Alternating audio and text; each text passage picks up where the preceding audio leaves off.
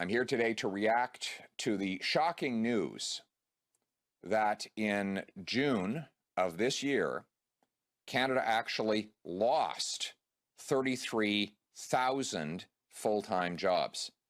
This is a massive surprise. We thought that the economy was reopening. Provinces began opening up their restaurants and other retail outlets.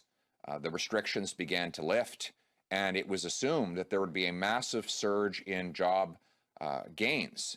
But in fact, 33,000 Canadians lost their full-time jobs.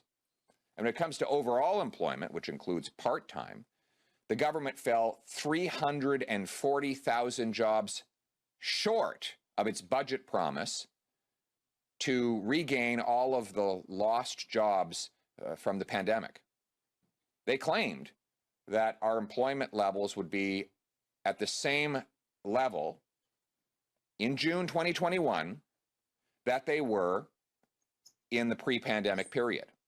So we looked at the numbers, and it turns they would have needed to see a job creation of 577,000 in the month of June. In fact, they fell 340,000 short of that number.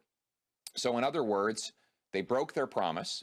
We're actually losing full-time jobs. We have the second highest unemployment in the G7, the biggest deficit in the G20 as a share of our GDP. Housing prices are up 30% in 1 year, making homeownership impossible for most Canadians. And inflation is at a 10-year high.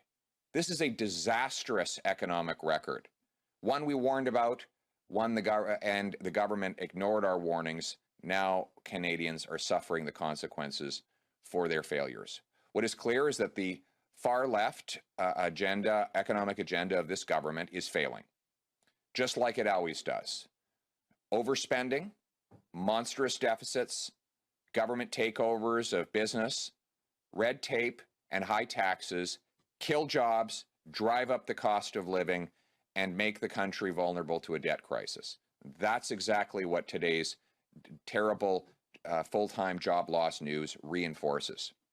By contrast, Conservatives will unleash the free enterprise economy, allow Canadians to build more, earn more, and do more. We will make Canada the fastest place on earth in which to get a building permit, so that our businesses can build warehouses, pipelines, factories, business parks, and other economic infrastructure where folks can go and earn paychecks. We'll fix our tax system to reward work, savings, and investment.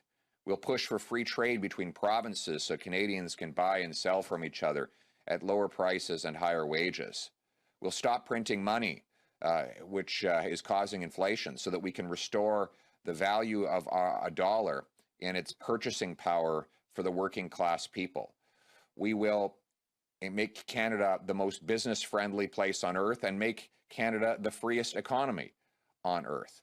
That is the only way to reverse the disastrous policies that have led to high unemployment, out of control inflation, and a potential debt crisis as a result of the $1.2 trillion that Canada now owes under Justin Trudeau.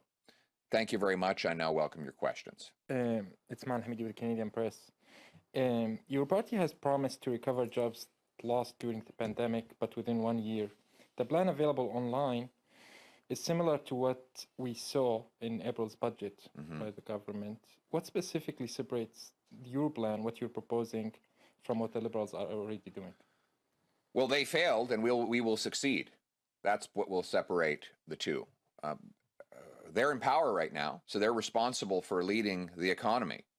Freeland promised that all the pre-pandemic jobs would be recovered by last month. Today we got the data.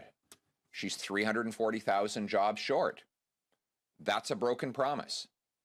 We will unleash the power of the free enterprise system to create new jobs, to remove red tape and punishing taxes from our small businesses, restore free trade between our provinces, make Canada the fastest place to build something, and get a building permit to build something in this country, that will be a plan that will work, that will unleash job creation and wages for people. We will go from a credit card economy to a paycheck economy. Thank you. On another topic, what's, in your opinion, the biggest issue facing our labor market right now? Is it the number of long-term unemployed people, or the rise in part-time work, or something else? I think right now we have a credit card economy where people either paying their bills using debt, or are getting relying on debt-financed government support to pay their bills. What Canadians actually want are paychecks. And when you've got 340,000 missing jobs since the pandemic, jobs the government promised would now be recovered, and when you've got full-time jobs actually in decline, while the rest of the world is getting back to work, there's a very serious prospect of a personal and governmental debt crisis. Remember, almost all the countries in the G7 have lower unemployment rates than we do. So it's not enough to just blame COVID. They have COVID too. It's just that they have more competent economic leadership in those countries. Thus, they have less unemployment than we have in Canada.